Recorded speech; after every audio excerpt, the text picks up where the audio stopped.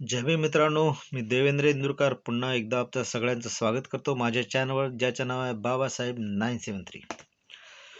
तर आपलं वाचन सुरू आहे भगवान बुद्ध आणि त्यांचा धम्म. समोर वळूया. दुसऱ्या खंडातील दुसऱ्या भागातील 6व्या प्रकरणाचा आपला अभ्यास सुरू आहे.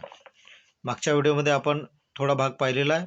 आता या व्हिडिओमध्ये आपण थोडा भाग पाहूया आणि या भागाचा आणखी एक व्हिडिओ बनणार आहे. तर यामध्ये काय लिहिलं आहे बघा. भगवान बुद्धांनी विचारले, प्रज्ञा आवश्यक नाही आहे का? त्या परिव्राजकांना, जे 5 आहेत ज्यांना प्रवचन देत आहेत त्यांना विचारले. परिव्राजकांनी काहीच उत्तर दिले नाही. आपल्या प्रश्नाचे उत्तर देणे त्यांना भाग पाडण्यासाठी भगवान बुद्ध पुढे म्हणाले, चांगला माणूस आपण त्यालाच म्हणू जो दुष्कर्म करणार नाही, वाईट गोष्टीचा विचारसुद्धा करणार नाही, उपजीविकेसाठी कुकर्माचा अवलंब करणार नाही, आणि जे वाईट आहे किंवा दुसऱ्यांना दुःख देणारे आहे असे काहीही तो बोलणार नाही, कारण हे चांगल्या माणसाच्या अंगाचे गुण होत. परिव्राजक म्हणाले, होय, तुम्ही म्हणता ते बरोबर आहे, परंतु भगवान बुद्ध इथं सुद्धा परंतु म्हणतात, हे लक्षात घ्या.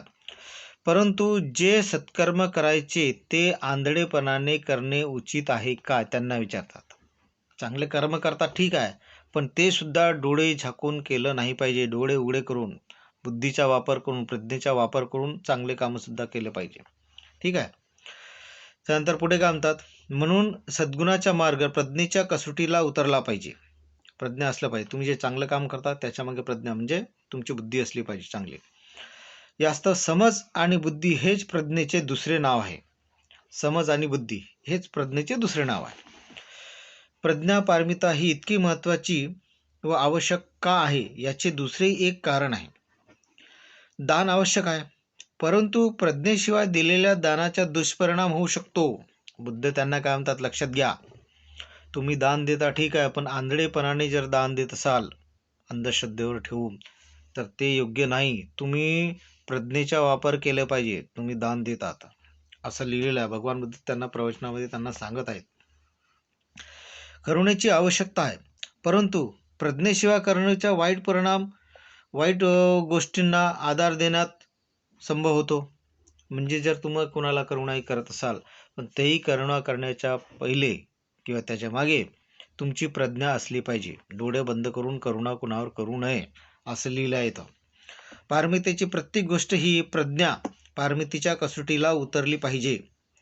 जेवढे काय पारमिता आहेत त्या सगळ्याच्या मागे तुमची बुद्धी असली पाहिजे. शहाणपण हे प्रज्ञा पारमितीचे दुसरे नाव आहे. पहा, शहाणपण म्हणजे प्रज्ञा, म्हणजे समज, बुद्धी हे या प्रज्ञा पारमितीचे दुसरे नाव आहे. माझे म्हणणे असे की अकुशल कर्म कोणते आणि ते कसे घडून येते याचे ज्ञान आणि जाणीव माणसाला असणे आवश्यक आहे. पहा, अकुशल कर्म कोणते आणि ते कसे घडून येते याचे ज्ञान आणि जाणीव माणसाला असणे आवश्यक आहे.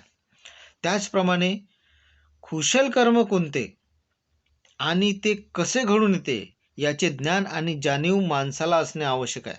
पहा, कुशल कर्म आणि अकुशल कर्म ते कसे घडते, त्याचे ज्ञान आणि जाणीव, त्याचा परिणाम पण काय होते, हे सगळं आपल्याला माहीत असणे आवश्यक आहे असं लिहिलं आहे. त्याचप्रमाणे अकुशल कर्म कोणते आणि कुशल कर्म कोणते याचे देखील ज्ञान आणि जाणीव असली पाहिजे. पहा, कुशल कर्म कोणते, चांगले कर्म कोणते, वाईट कर्म कोणते, हे सुद्धा माणसाला माहीत असणे आवश्यक आहे. अशा ज्ञानाशिवाय कृती चांगली असूनही खऱ्या चांगुलपणाचा सद्भाव त्यात असू शकणार नाही. कारण प्रज्ञा असणे आवश्यक आहे. बिना प्रज्ञेने, बिना शहाणपणाने किंवा बिना बुद्धीने जर तुम्ही कोणते कार्य करत असाल, चांगलं काम किंवा वाईट काम, तर ते बरोबर नाही असं म्हणतात गौतम बुद्ध. म्हणूनच मी म्हणतो की प्रज्ञा हा एक आवश्यक असा सद्गुण आहे. अशा पद्धतीनं या चॅप्टरमध्ये बाबासाहेबांनी लिहिलेलं आहे आणि भगवान बुद्ध आपल्या प्रवचनामध्ये त्या 5 प्रवचकांना सांगत आहेत. ठीक आहे, पाहत राहा माझे चॅनल. सबस्क्राईब करा, लाईक करा, शेअर करा, कमेंट करा. जय भीम.